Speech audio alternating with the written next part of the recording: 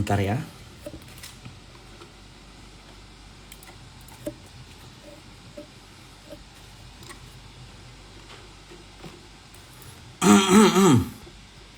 Apa kabar semuanya?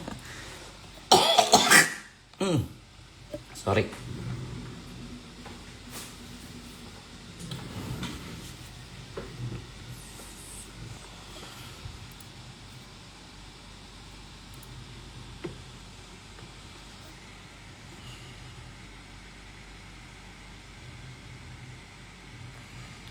Sorry, saya pertama saya di Pontianak. Jadi di Pontianak itu lagi ada festival Cap Gome. Kebetulan rumah saya dan saya memang lagi agak rame. Jadi saya mau live tuh agak susah. Belakangan saya juga susah tidur. Jadi Instagram juga saya agak kurang aktif karena 1-2 minggu ke belakang itu memang kondisi fisik saya drop. Oke, satu. Terus kedua, ya tadi ada yang bilang Degirol itu tablet hisap bagus ya. Ntar saya mau coba deh. Degirol, sebentar saya cetak dulu ya. Degirol.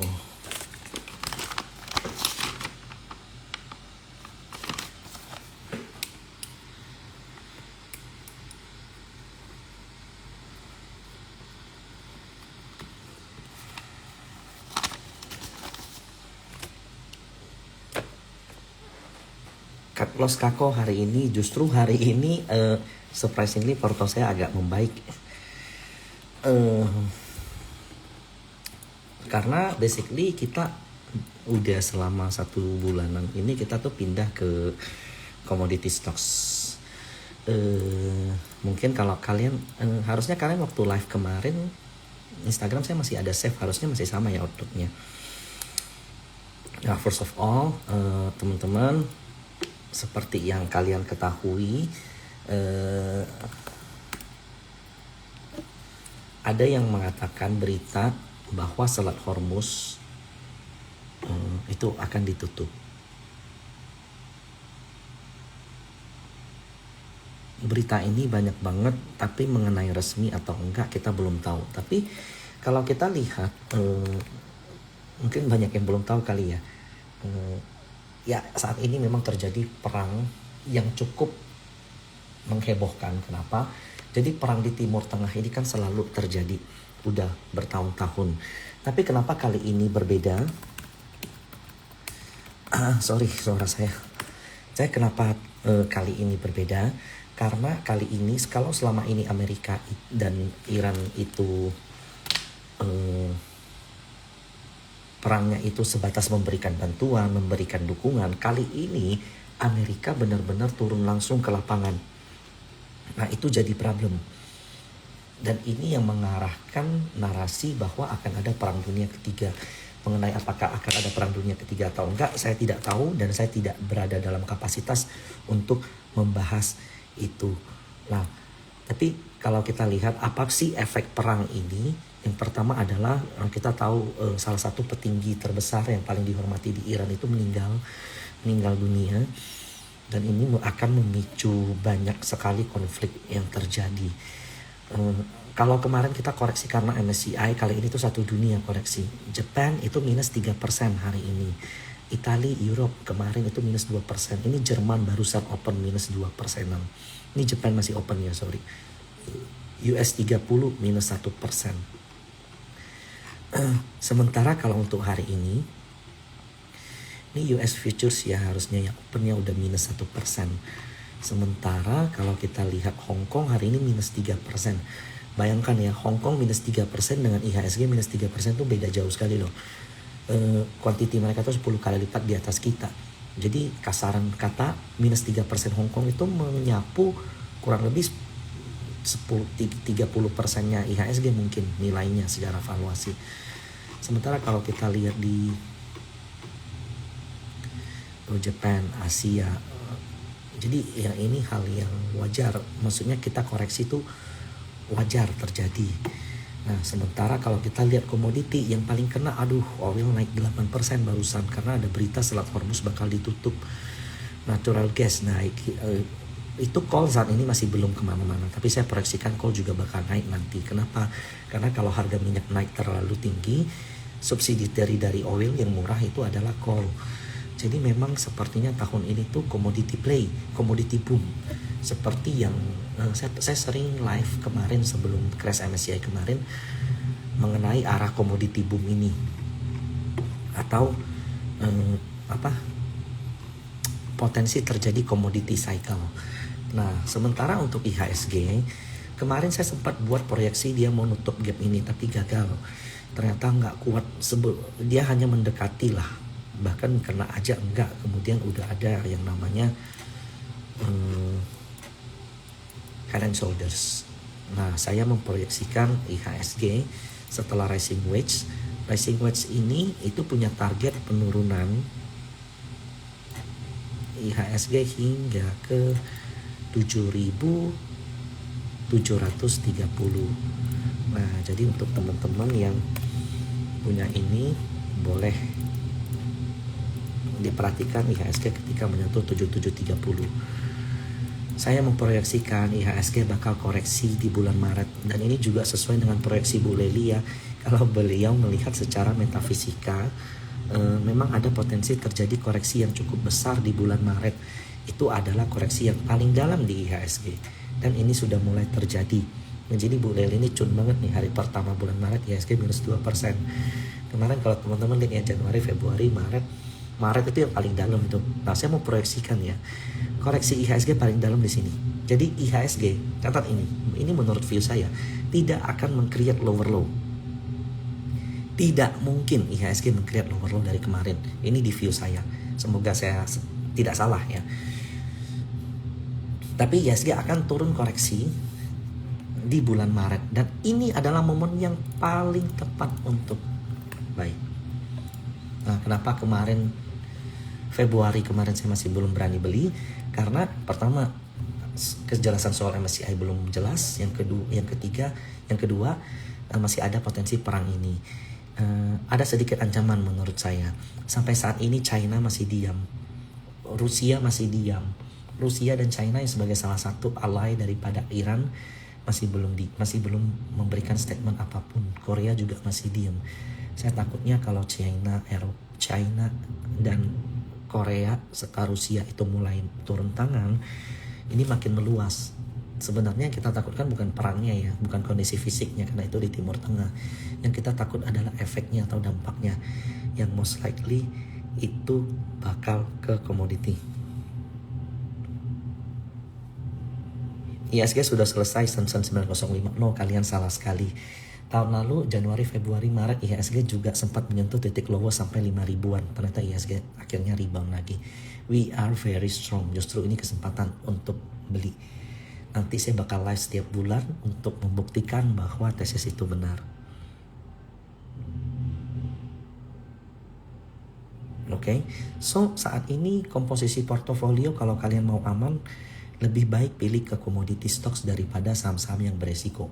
Saham-saham yang memiliki resiko besar, kalian boleh entry ketika kondisi membaik. Ketika kondisi lagi jelek begini, drawdown dia yang paling gede.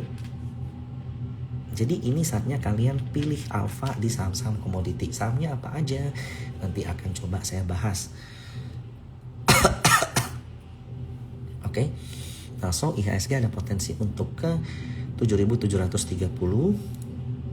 Di situ akan ada potensi untuk rebound. Nah, untuk saham salah satu yang paling hot hari ini kan adalah Medco.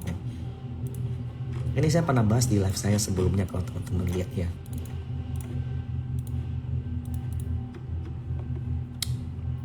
Medco secara weekly, ini meskipun time frame daily, tapi kalau kalian masukin chart weekly bakal kelihatan ya.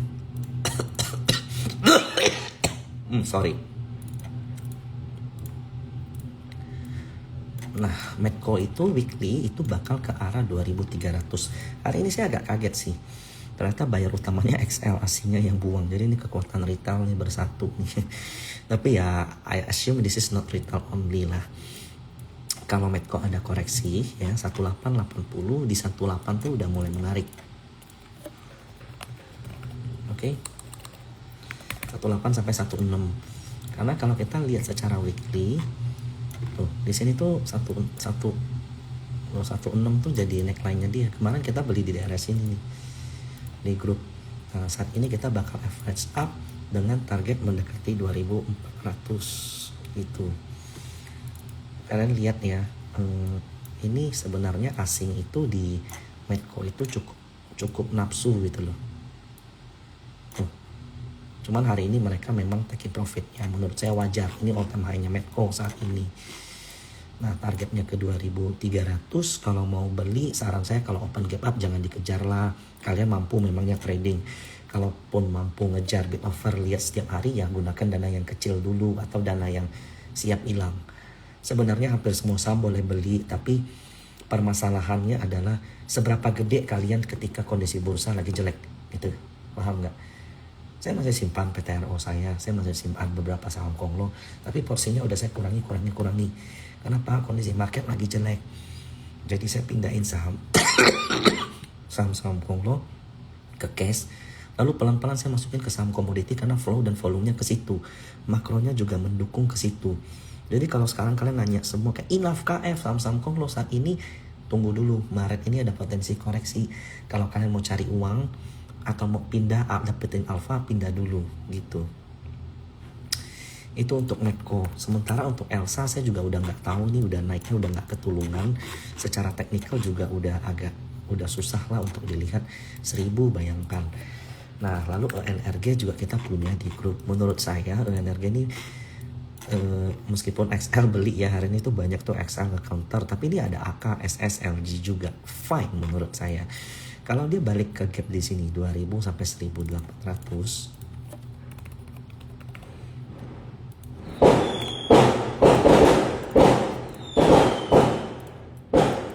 Nah, itu menarik dengan target kenaikan untuk ARG sampai ke 2320. Oke, lalu ada lagi Akra juga oil, tapi ini Akra ini oilnya agak beda ya. Jadi saya skip karena Akra ini cuma distribute, dia nggak trading, dia nggak ada dapat keuntungan dari naik dan turunnya harga minyak. Loh, sorry saya nggak bisa. Ini kondisi lagi nggak memungkinkan banget untuk saya live sebenarnya.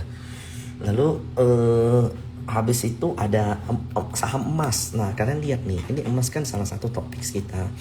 Emas meskipun secara teknikal ya, dia ini rising wedge. Jadi kalau seandainya emas koreksi, itu bisa agak dalam. Tapi itu bukan artinya bearish, itu artinya justru buy. Alasannya kenapa? Nih saya kasih lihat ya. Contoh NCKL. Di NCKL juga ada pola yang sama, rising wedge. Kelihatan rising wedge di sini.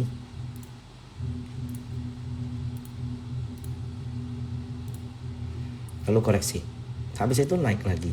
Sementara kalau kalian lihat NCKL, ini foreign semua nih akumulasi di bawah nih. Makanya kemarin koreksi dia nggak kemana-mana, foreignnya nada. Nah, itu alasan kenapa kayak Archie ini juga menarik. Kalian lihat ini foreign dari 12 Desember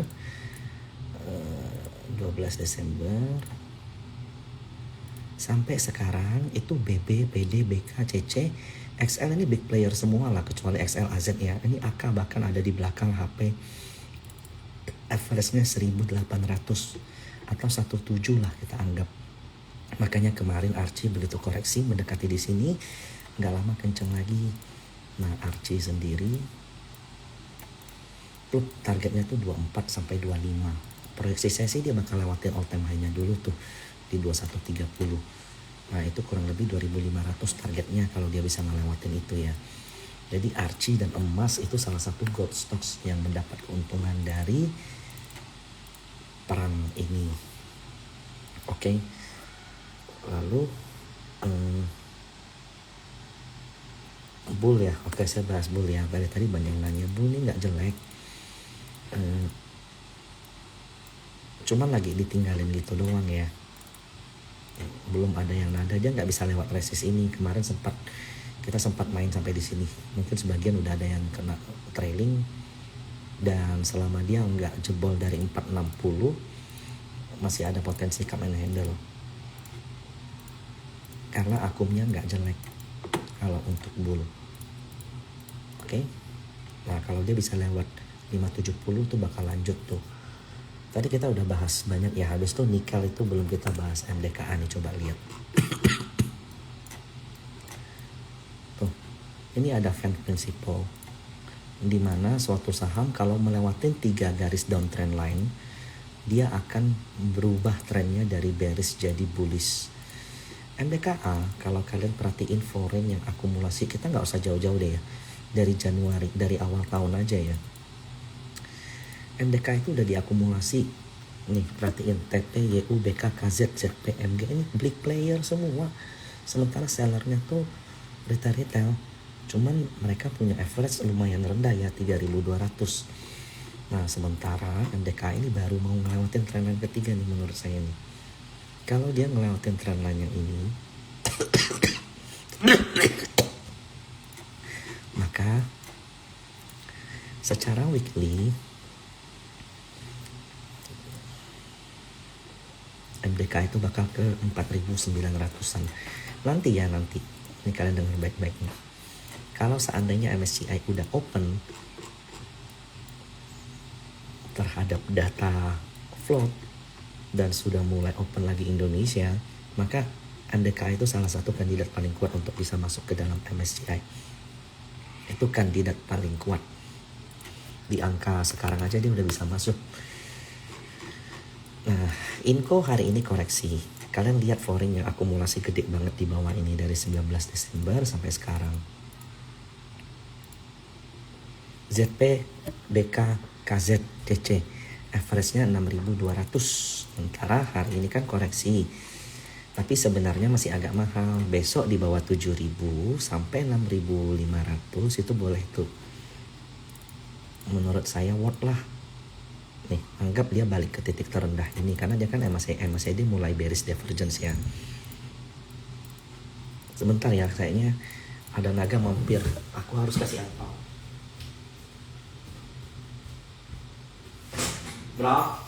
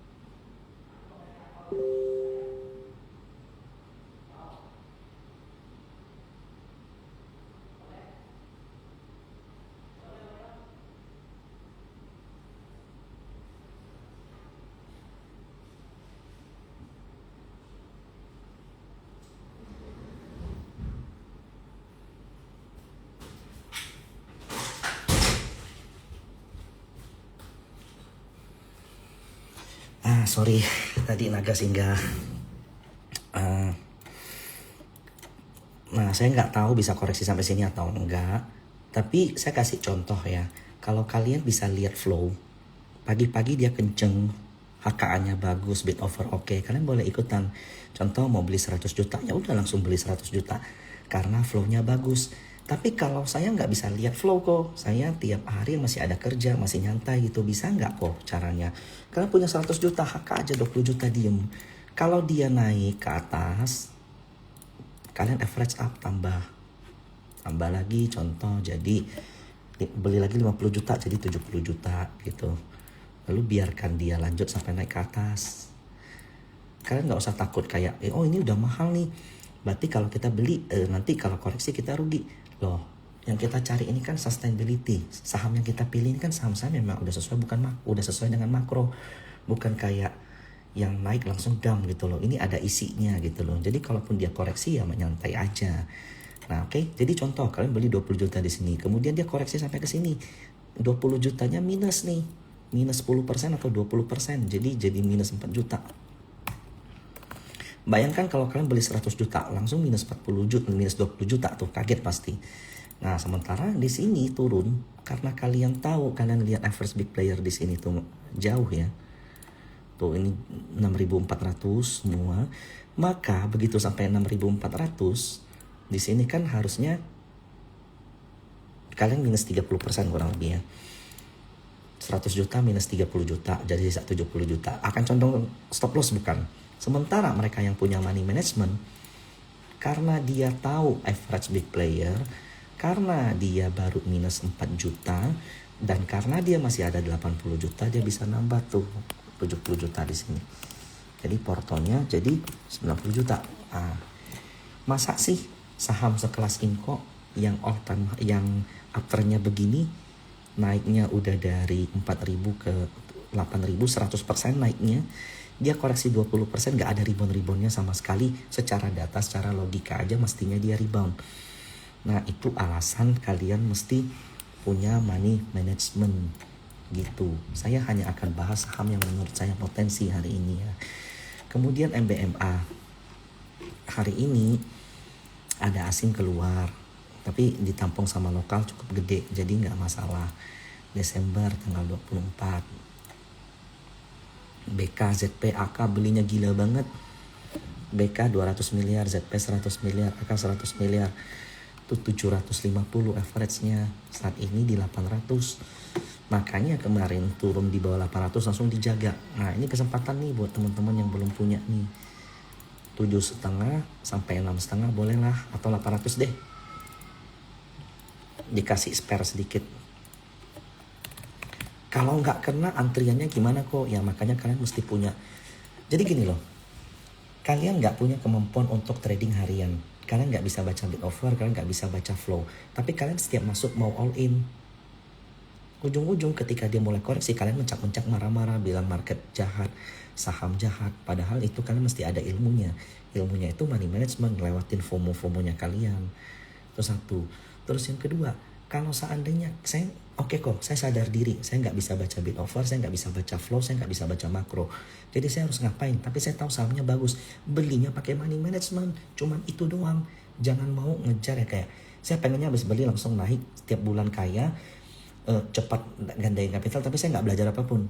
Saya cuma mau tahu sahamnya apa, beli abis itu naik gitu loh. Saya tanya semua influencer, saya baca semua berita mana yang bagus, kayak saya beli abis itu langsung naik. Lalu move. Oke, next. Inco, MBMA, INKP menurut saya baik. Nah, ini saham-saham yang kemarin saya bahas nih masih ada nih. Kalian ingat gak postingan saya soal Indi? Ini saya yakin banget Indi ke 4.000 tadi pagi. Sebenarnya saya yakinnya itu udah dari Februari tanggal 19, 2 minggu lalu ya. Indi itu bakal ke 4K. Kita punya view Indi itu cukup menarik. Kalau kalian pernah lihat story saya, ini pernah saya buat di Instagram ya. Indi go big or go home. Waktu itu saya buatnya weekly. Tuh. Ini dia berhasil membuktikan bahwa dia akan go big, karena dia berhasil break trendline utamanya weekly.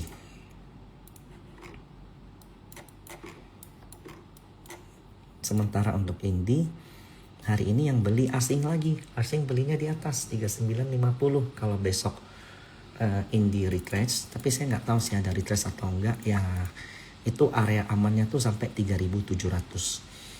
Kalian pasti galau kan, mau beli besok pagi tapi koreksi nanti jadi loss, mau nggak kejar tapi naik lagi rugi.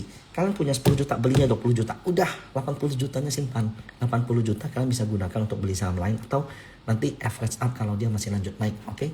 Itu namanya money management. Saya juga bingung kalau seandainya saya nggak punya ilmu untuk melihat dia naik atau turun. Seandainya pun saya punya, itu masih bisa salah loh, ingat. Nah, itu tadi beberapa saham fundamental yang saya bahas.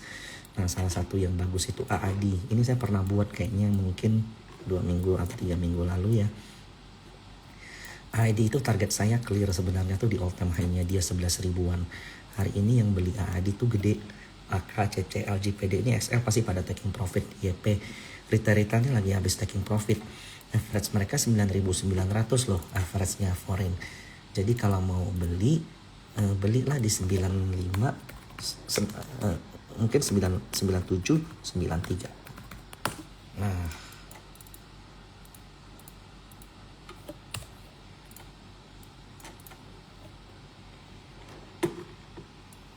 gitu. Kalau mau scalping gimana tipsnya biar gak sangkut? Nah, artinya kamu bisa scalping tuh. Skip dulu lah. Raja, kalau Raja hari ini netral aja sih. Dia udah buat base di bawah, masih so-so lah. Bumi itu kan call ya. Sebenarnya seharusnya bagi saya, cuman Bumi kan masih banyak seller, jadi skip dulu. Sebenarnya nextnya tuh harusnya call tuh boleh diperhatiin tuh. Nah, karena lihat PTBA hari ini naik, AAD udah naik, kemudian ITMG harusnya ya call ya. Tuh ini juga mulai naik. Harusnya sih ya, menurut saya big bet-nya setelah metal nanti call-nya itu naik. Jadi kalau oil naik terus mungkin nanti begitu mendekati 100, subsidiary daripada oil itu adalah call. Jadi hampir semua saham yang saya bahas tadi mungkin ada belasan, hampir 20, most likely uptrend, akumulasinya ada, TA-nya juga baik. Untuk kapal-kapal itu udahlah, nggak usah dulu lah menurut saya tuh. Ini market lagi begini loh gitu loh. Adaro bagus, menarik juga bagi saya. Oh, ini ada base di bawah. Adaro kalau berhasil terbang, double bottom, targetnya 3 ribuan. Sebentar ya.